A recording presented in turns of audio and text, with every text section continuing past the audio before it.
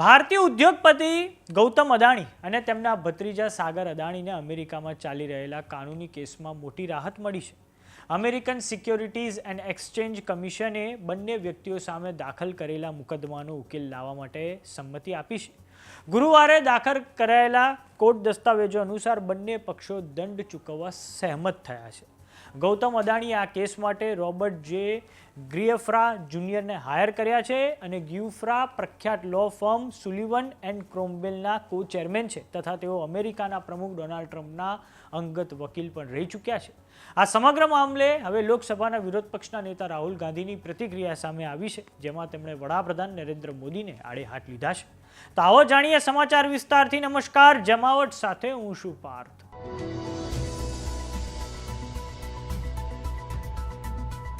ભારતીય ઉદ્યોગપતિ ગૌતમ અદાણી અને તેમના ભત્રીજા સાગર અદાણીની સામે અમેરિકામાં ચાલી રહેલા કાનૂની કેસમાં ખૂબ મોટો યુટર્ન સામે આવ્યો છે. ગૌતમ અદાણી અને સાગર અદાણીએ તેમના પર અમેરિકાના સિક્યુરિટીઝ અને એક્સચેન્જ કમિશન દ્વારા દાખલ કરવામાં આવેલા છેતરપિંડીના કેસમાં સમાધાન માટે $18 મિલિયન પેનલ્ટી ચૂકવવાની તૈયારી દર્શાવી છે. આંતરરાષ્ટ્રીય અખબાર ન્યૂયોર્ક ટાઈમ્સના અહેવાલ અનુસાર અમેરિકાના ન્યાય વિભાગ દ્વારા અદાણી સામેનો કેસ પડતો મૂકવાની યોજના બનાવી રહ્યું છે. આ પ્રસ્તાવિત ઓફરને હજુ કોર્ટની મંજૂરી મળવાની બાકી છે, પરંતુ આ સમાચાર આવ્યા પછી માર્કેટમાં હવે પોઝિટિવિટી જોવા મળી છે તથા અદાણી ગ્રુપના શેરોમાં આજે ઉછાળો પણ જોવા મળ્યો છે. જસ્ટિસ ડિપાર્ટમેન્ટનો આ નિર્ણય એ પછી આવ્યો છે કે જ્યારથી અદાણીએ નવા વકીલોની ટીમને કામ પર લગાડી હતી. આ વકીલોની ટીમને રોબર્ટ જોફ્રા જુનિયર નેતૃત્વ પૂરું પાડી રહ્યા છે, જે અમેરિકાની સૌથી શક્તિશાળી લો ફર્મ પૈકીની એક છે.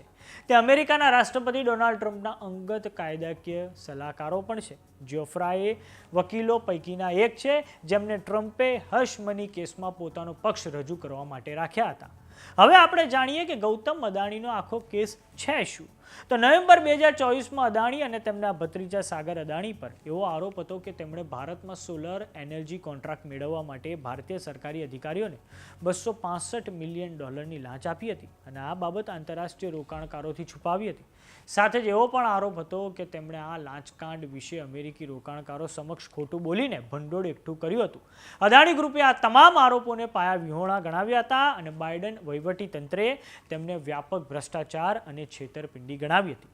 આ સમગ્ર મામલે હવે લોકસભાના વિરોધ પક્ષના નેતા રાહુલ ગાંધીની પ્રતિક્રિયા સામે આવી છે, જેમાં તેમના દ્વારા પ્લેટફોર્મ એક્સ પર લખવામાં આવ્યું છે કે ભારત અમેરિકા વચ્ચેની તાજેતરની જે વ્યાપારી વાટાઘાટો એ દેશના હિત માટે નહીં પરંતુ ગૌતમ અદાણીને બચાવવા માટે કરવામાં આવી હતી.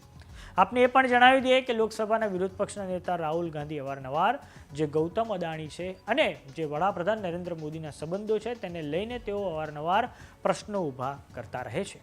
તો સમાચારોમાં અત્યારે બસ આટલું. જોતા રહો જમાવટ. જો તમે અમને યુટ્યુબ પર જોઈ રહ્યા તો સબસ્ક્રાઇબ કરો, જો તમે અમને ફેસબુક પર જોઈ રહ્યા તો ફોલો કરો. સાથે જ અમારી વોટ્સએપ ચેનલ આવી ગઈ છે, જોઈન કરવાનું ના ભૂલતા. નમસ્કાર.